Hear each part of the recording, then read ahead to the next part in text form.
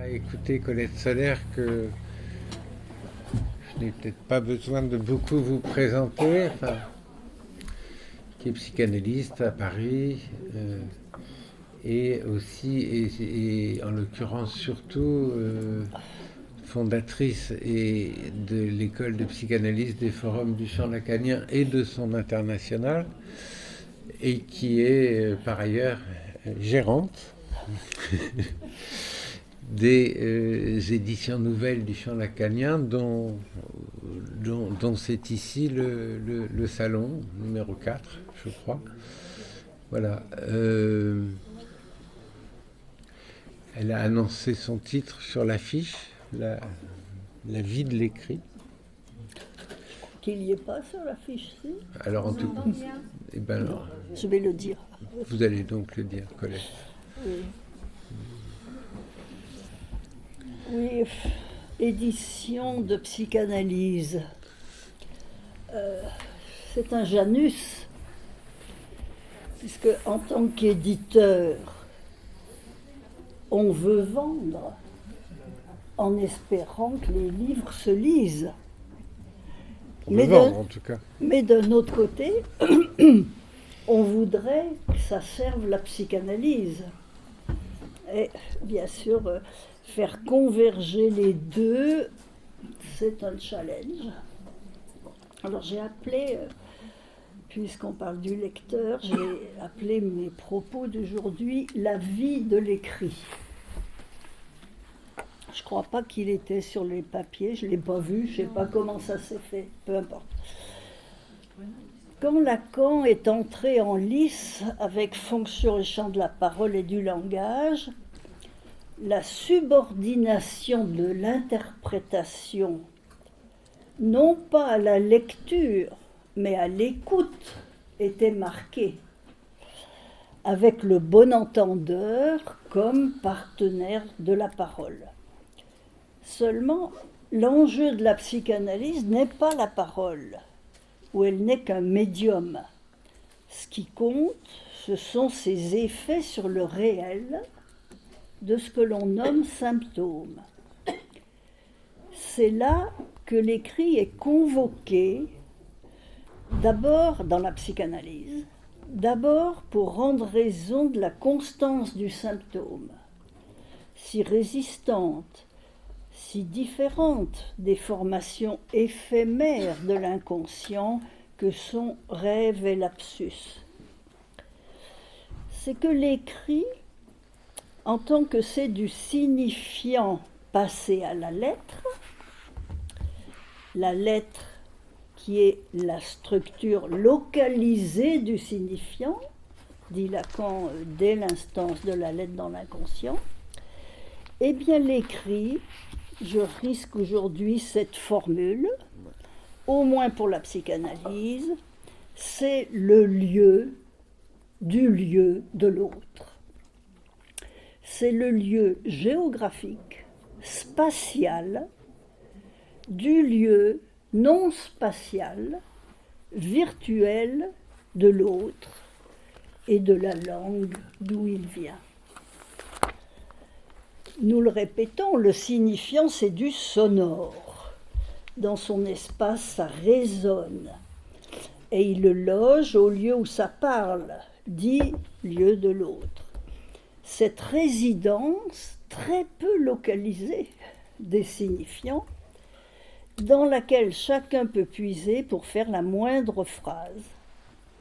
Par contre, l'écrit, localisant spatialement le signifiant, est un lieu plus géographique, un lieu en 3D, on peut dire. Il faut donc un support spatial. La feuille, les dictionnaires, les bibliothèques, on en a beaucoup parlé, à juste titre, et aujourd'hui les logiciels. Sans lui, sans l'écrit spatialisé, comment parler du retour du refoulé? Et même plus généralement, comment parler d'oubli? Il faut l'écrit pour que l'oublié puisse subsister. quelque part. Composer ce que l'on appelle une mémoire en électronique, plus largement une archive. Alors on sait l'importance des bibliothèques, Cathy nous en a parlé, et du discours universel. On peut brûler les bibliothèques, on peut détruire les logiciels, on ne peut pas brûler le lieu de l'autre. Pramodia Anantasor, qui est un grand écrivain indonésien, le plus grand à mes yeux, l'illustre au mieux dans son histoire, si vous la connaissez. Tous ses livres, tous ces documents ont été détruits en autodafé par le pouvoir politique et il a été interné où il fut empêché d'écrire dans l'internement. Et qu'est-ce qu'il a fait? Il a raconté, le lieu de l'autre était là, il a raconté aux autres prisonniers ces 4 grands romans qu'il a mis 2 ans à la sortie pour réécrire. Il a fait un ensemble de 4 grands romans qui s'appellent Buru Quartet. Alors, dans la psychanalyse, le support des signifiants de l'autre, prélevé sur la langue, quel est le support? Ce n'est pas la feuille, ce n'est pas le bibliothèque, c'est le corps. Cet autre lieu spatial, c'est là qu'ils s'écrivent, les signifiants. D'où ma référence d'entrée aux symptômes. C'est une idée amusante, n'est-ce pas, que de penser que pour chacun d'entre nous, notre corps, c'est le dictionnaire, ou la bibliothèque, ou le logiciel, où se trouve écrit et notre histoire et notre présent. L'avenir y est angésine. Et comme dit Lacan, c'est par le corps qu'on l'a l'homme. Seulement, l'écrit c'est du déjà embaumé. C'est du bois mort, expression qui vaut pour la langue selon Lacan. Et on voit bien du coup quelle est la fonction du lecteur.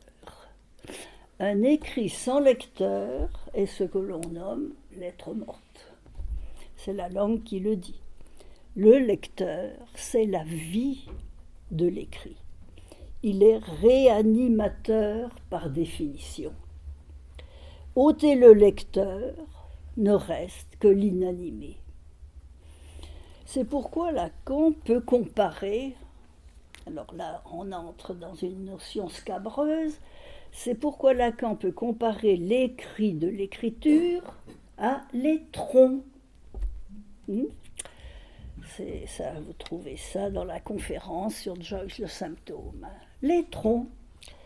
On pourrait faire un néologisme d'écriture, écron, C-R-O-N-T, parce que l'étron et une écriture, ce sont 2 produits détachables, des excrétions en quelque sorte, de l'organisme dans le premier cas, pour l'étron au sens propre, et de l'organisme devenu corps parlant dans le second.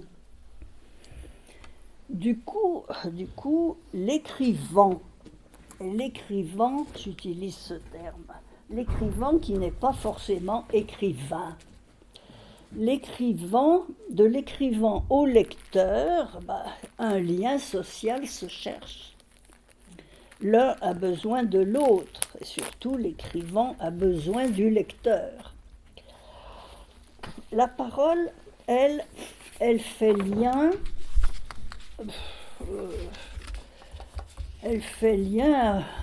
avec, je me suis trompée dans mes pages, non. La parole, elle fait lien avec l'entendeur, sans lequel elle n'est pas, sans lequel elle n'est que du bruit.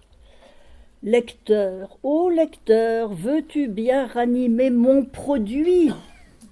Dit l'écrivant mendiant. J'y gagnerai alors peut-être mon nom d'écrivain. Un qui subsiste à jamais, défiant ainsi la mort. J'ai dit réanimateur, mais c'est plus que cela, c'est vecteur d'éternité imaginaire. Et que gagnera le lecteur, si on sait ce que gagnera l'écrivain, que gagnera le lecteur qu'il lise ou relise? On en connaît une réponse générale, on le sait, il gagnera un plus de jouir. Celui qui est lié à la jouissance des mots, puisque rien ne se fait ni ne se conçoit sans cette cause qu'est le plus de jouir. Alors qu'est-ce que c'est que cette jouissance du texte? Est-ce qu'elle fait lien social entre l'écrivant et le lecteur? Fait-elle lien social entre les deux? C'est un lien raté. Sans même parler de Joyce. Si on considère par exemple la terrible pratique des signatures, au-delà de sa fonction commerciale, ce sont des rencontres de corps, comme les entretiens préliminaires en psychanalyse. Sauf que ce ne sont ni des entretiens ni des préliminaires. De l'écrivain, on y voit que ça bobine, si je puis dire, qui donne figure au texte qui n'a pas de figure. Ce sont donc des post-faces, au sens propre de face, des post-figures. Elles ne font pas lien du tout, tellement différentes qu'elles sont, ces post-faces, de ce qui unit le lecteur au texte qui le passionne. Alors j'ai dit lecteur, sauf que le lecteur est pluriel, comme l'écrit, qui se divise, l'écrit, si nous suivons les grandes lignes que Lacan nous a transmises, l'écrit se divise, lui, entre le pas à lire et le à lire. Et c'est là que nous rencontrons Joyce, celui qui aura excellé avec Finnegan's Wake, a suscité un lecteur du temps de la science qui jouit de l'écrit hors sens. Pas à lire comme celui de la science. Sauf que Joyce, lui, il prétend que cet écrit-là n'est rien que la musique du signifiant. Mais ça, c'est son point de vue. Il n'est pas tout à fait nouveau, ce lecteur des textes hors sens. Mais avant le début du siècle et avant Joyce spécialement, il était rare, limité à ceux de la psychose. Et il était donc sans effet social. Il y a toujours eu des lecteurs de l'insensé. Si on en croit Lacan, ce lecteur joycien ringardise à terme les autres lecteurs. Comme Joyce, selon Lacan, ringardise les autres littérateurs, ceux des grandes littératures, mythiques ou romanesques, qui, touchant les sensibilités, les pensées, les cœurs, ont fonction essentielle de divertir. Divertir au sens fort, pascalien du terme. C'est ce qu'on entendait ce matin de Laura Adler d'ailleurs, très clairement. Divertir, de les distraire, donc, les lecteurs, de leurs pauvres existences, et donc les extraire de leur corps propre. Alors c'est la thèse de Lacan. L'écrivain joycien et le lecteur de Joyce ringardise la grande littérature traditionnelle. Personnellement, je n'en crois rien. Et d'ailleurs, peut-on prévoir, parallèlement au déclin de la littérature, comme le fait Lacan, la montée de la religion? Il a prédit les deux, sans se contredire. Les religions puisque le pluriel s'impose, qu'elles soient animistes, polythéistes ou monothéistes, les religions et la littérature ont partie liée. Littérature traditionnelle. Je dirais que ce sont autant de religions de la fable, au sens large. Il y a certes des fables diverses. Elles vont des grands mythes religieux jusqu'aux romans à l'eau de rose, et aujourd'hui elles prospèrent d'autant plus qu'elles prennent en charge, avec le moi-je, dont on a tellement entendu parler aujourd'hui, elles prennent en charge ce qui est forclos du sujet dans la science, à savoir sa vérité et sa jouissance. Religion et littérature, à cet égard, ont partie liée. On ne peut d'ailleurs pas dire que le lecteur joycien y échappe à cette religion de la fable, n'en déplaise à Lacan. La culture du hors-sens en littérature, est-ce que ce n'est pas le summum de la religion de l'énigme ? Et n'est-ce pas sur fond d'ailleurs d'énigmes et de l'inquiétante angoisse qu'elle génère que le tout pouvoir de quelques voix se dégage ? Je passe sur les développements qui s'ouvriraient ici. Et le styliste, me direz-vous ? Le style, celui que le lecteur distingué recherche, participe-t-il de la religion de la fable ? Le styliste. C'est une vaste question dans laquelle il serait prudent de ne pas entrer avec des gros sabots. On aime le style parce que le style, c'est la singularité offerte au partage. Ce pourquoi d'ailleurs ça ne s'applique pas seulement à l'écriture, le style. Ça s'applique au style de vie aussi, au style des personnes. Singularité en acte offerte au partage. Alors, on fait l'éloge de son inventivité en contraste avec les inerties verbales et tout ce qui participe du déjà dit, du slogan, de la répétition et de l'ennui, de la routine.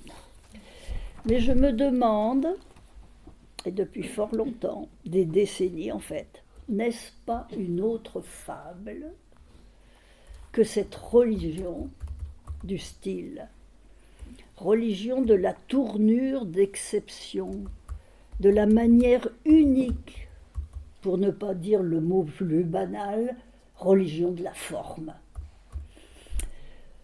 D'ailleurs, l'équivoque du mot manière qui m'est venu est là très précieuse.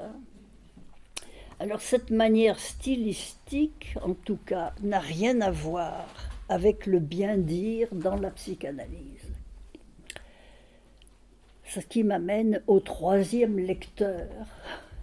Parmi les deux que j'ai distingués, il y en a un troisième qui s'y ajoute, et c'est l'analyste.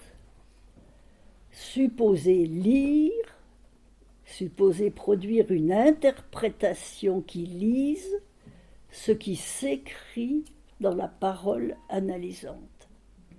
Alors lui, l'analyste, il mène une lecture qui n'est pas de divertissement. Il est le seul à mener une lecture qui n'est pas de divertissement, qui tâche de lire l'inconscient ou d'aider à lire l'inconscient, puisque, je cite, l'inconscient, ça se lit. C'est une phrase de Lacan. Lire, c'est soit donner un autre sens, côté fable, soit lire des lettres asémantiques, côté Joyce. Peut-on dire alors que l'analyste balance entre deux lectures dans son interprétation, la traditionnelle et la nouvelle, plus affine à la science? Je crois plutôt que c'est qu'il ne peut pas choisir l'une sans l'autre, l'analyste. C'est plutôt son acte l'engage dans le choix forcé d'une lecture double. Qu'il choisisse le hors-sens, alors pas de transfert et pas de psychanalyse. qu'ils choisissent le sens à tout va, et ce serait la veine du récit biographique et l'infinitude de la demande. Mais ce sont là des questions proprement psychanalytiques qui nous sortent du salon. Je les laisse donc en suspens.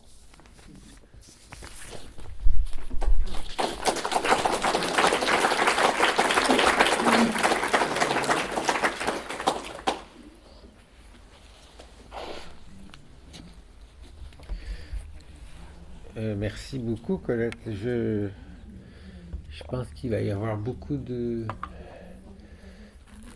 remarques qui vont provenir de la salle, certainement. Je dirais juste quelques mots, comme ça, le temps que chacun mette ses questions et ses réflexions en ordre dans son esprit. Vous avez entendu le lieu du lieu. C'est assez fort, ça. Je n'ai pas développé. Non. Pas beaucoup. Non, mais vous l'avez en tout cas énoncé. Oui. C'est assez fort, ça nous permet d'ailleurs peut-être de lever une difficulté assez, enfin en tout cas moi que je trouve chez Lacan quand il parle de ce lieu et dont il parle effectivement de deux manières, selon les endroits, selon les périodes, selon les époques. Voilà, en somme, un lieu du spatial, celui de la bibliothèque, du corps, du logiciel, etc. Et un lieu du sonore qui serait plus proche de celui du signifiant en tant qu'il a pu être défini comme image acoustique au départ par De Saussure. Mais bon, on aura certainement, ça pourrait être développé aussi, ça je pense. Je retiens aussi ce que vous dites, Colette, de la réanimation de l'écrit par le lecteur. C'est un mot quand même, encore un mot fort.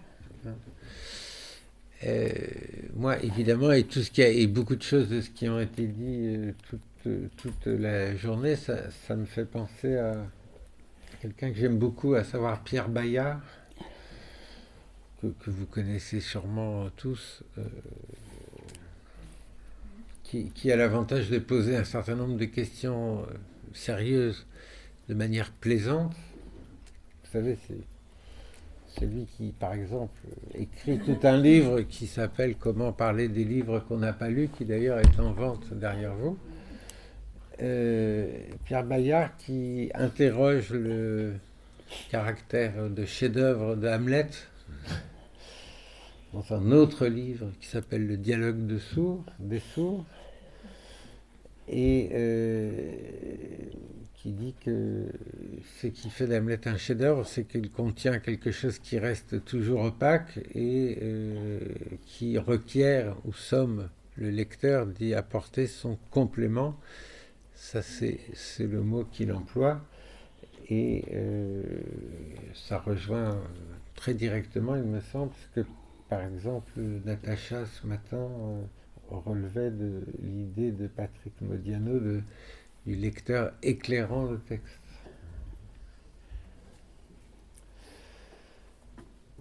Bon, j'avais fait une remarque mais je vais m'en dispenser sur l'élan vital avec lesquels les Haredim lisent. Mais je laisse ça. Je me contenterai de Barthes. Les classiques furent clairs, d'une clarté terrible, mais on pressent dans cette transparence des vides inquiétants dont on ne sait, à cause de leur habileté, s'ils les y ont mis ou simplement laissés. Définition que Barthes donne de ses classiques, ceux du XVIIe siècle français quand il écrit, mais qui, je pense, peut être étendue à tout classique ancien, présent ou à venir. Et puis, des avenirs. Et puis Laura Adler le disait ce matin, on peut peut-être dire ça tout simplement comme ça. Lire, c'est retrouver la juste proportion des mots. Finalement, ça a été évoqué plusieurs fois dans cette journée. Les mots qui, sauf l'injure, en effet, ne touchent à une vérité que s'ils sont soigneusement mis au regard les uns avec les autres, ce que nous appelons mise en chaîne dans notre jargon lacanien. Colette.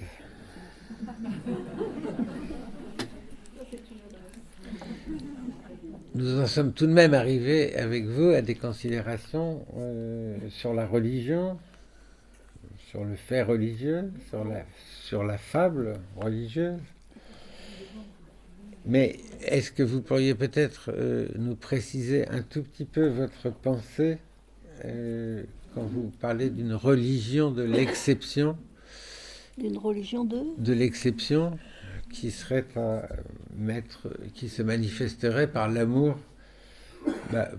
du style, par notre amour du style.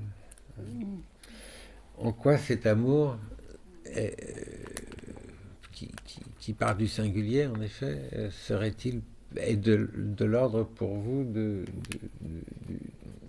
du religieux, puisque le style, par définition, il me semble en tout cas, n'a aucun dogme. N'a aucun dogme. Ah, non. Et puis, deuxième demande, puisque nous, on se demande nécessairement aussi en toile de fond, ici, puisqu'on est quand même au sein des éditions nouvelles, mais du champ lacanien, donc Ouais. À la fois édition et champ lacanien, c'est clair.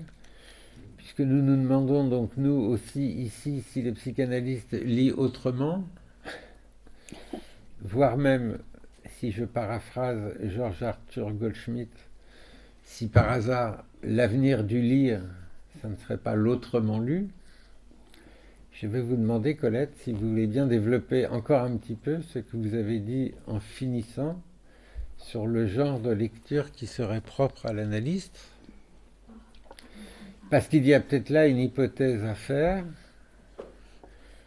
étant donné que l'hypothèse serait que ce qui différencie le signifiant du signe n'est peut-être pas tant leur nature de mots, qui, comme on le sait depuis Lacan, est aussi leur nature de choses. Ces différences, ces différenciations, pourraient-elles dépendre de la décision de celui qui la reçoit, ou qui le reçoit?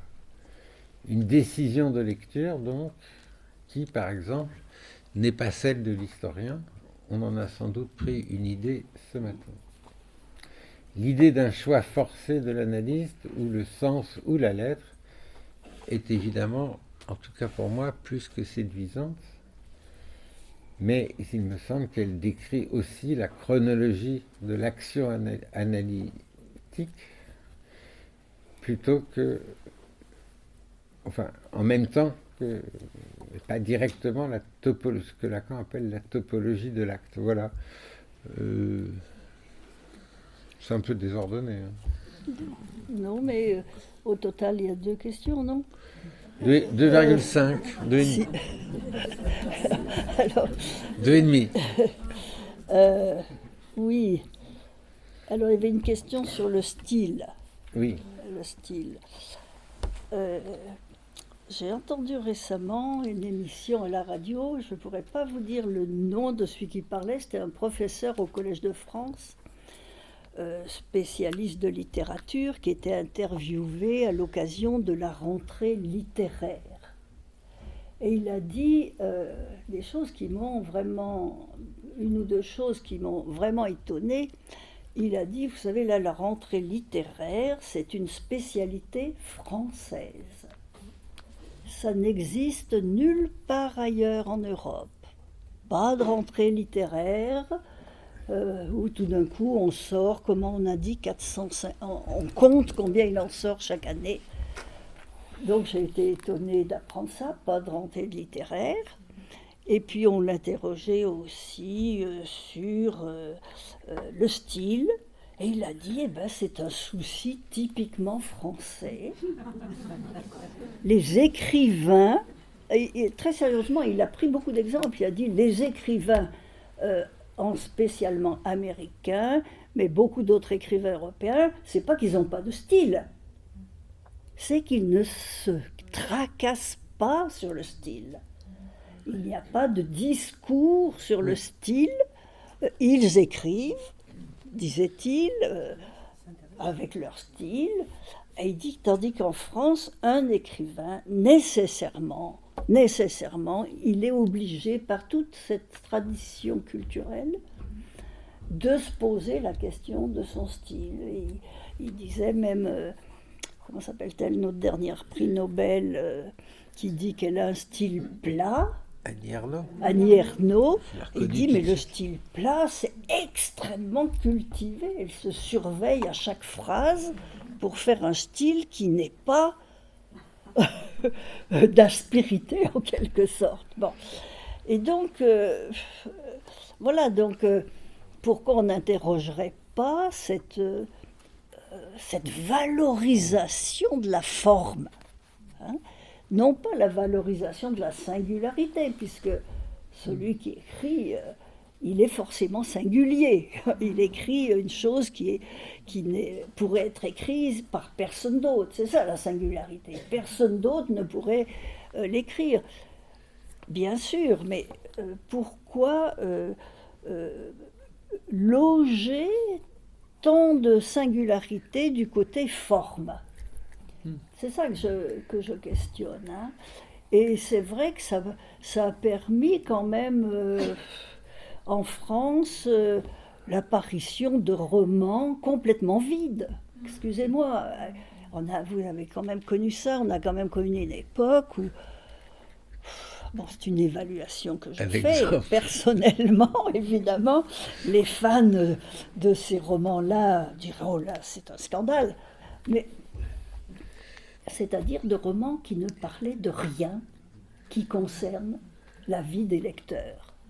Je dis le lecteur, c'est la vie de l'écrit, mais on aimerait bien que l'écrit parle un peu de la vie aussi des humains. Bon. Et donc le formalisme, ça mène au vide humain. Alors on dénonce actuellement le vide machinique qui nous vient de la science, tout ce vide-là, mais il y a aussi d'autres types de vide finalement.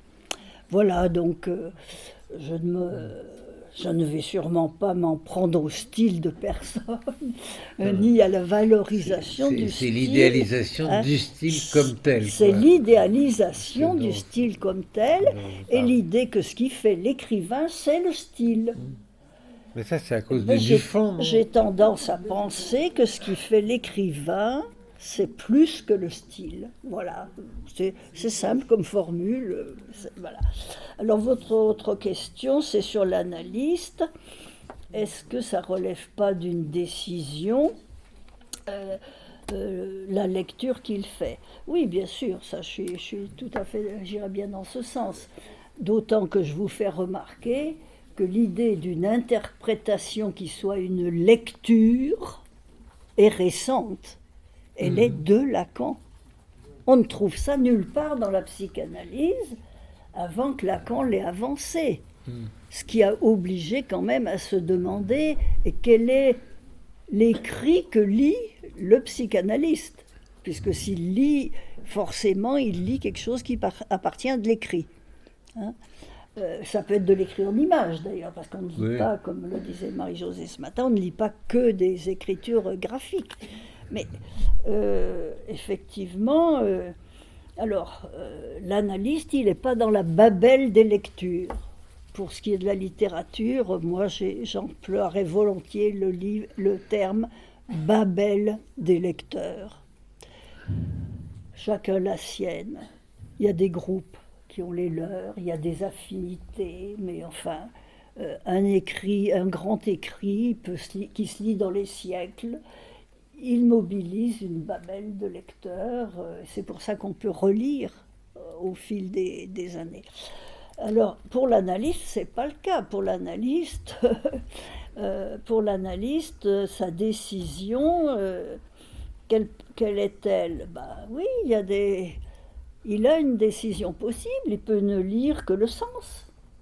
Il peut ne lire que la fable qui se trouve dans la parole analysante. Il ne peut ne lire que on lui raconte un rêve.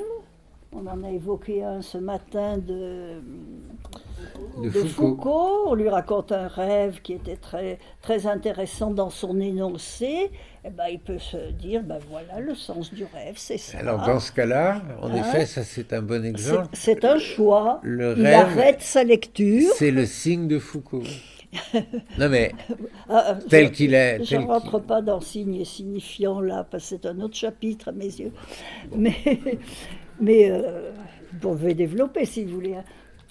Mais en tout cas, le rêve, comme le rêve de la belle bouchère, c'est un contenu manifeste. C'est une signification manifeste. Et c'est ce que Lacan écrit. Après, il s'agit de lire ce que ça veut dire dans l'inconscient. Donc là, on a un choix. Le psychologue va sûrement s'arrêter au contenu manifeste, j'imagine. L'analyste, il pourrait décider, s'il a l'idée, il pourrait décider qu'il va essayer de voir ce que ça veut dire dans l'inconscient, le contenu manifeste du rêve. Donc il y a des décisions. Et puis, il pourrait aussi décider, mais là, on ne peut pas le faire parce que le rêve brut, on n'a pas les associations du patient dans le rêve cité. On pourrait aussi s'apercevoir que dans un rêve, il y a, vous diriez peut-être des signes, il y a en tout cas des signifiants qui s'isolent, des signifiants asémantiques. Je préfère le terme signifiant asémantique, comme Lacan l'emploie, qui ne rentrent pas dans le récit ni du rêve, ni de son interprétation. Et c'est encore une autre lecture. C'est pour ça que je disais, on peut lire soit le sens, soit les lettres hors sens, asémantiques. Et effectivement, c'est du choix en permanence pour l'analyste. C'est pas je somnole, c'est du choix. Écoutez, merci à tout le monde, les invités, les intervenants.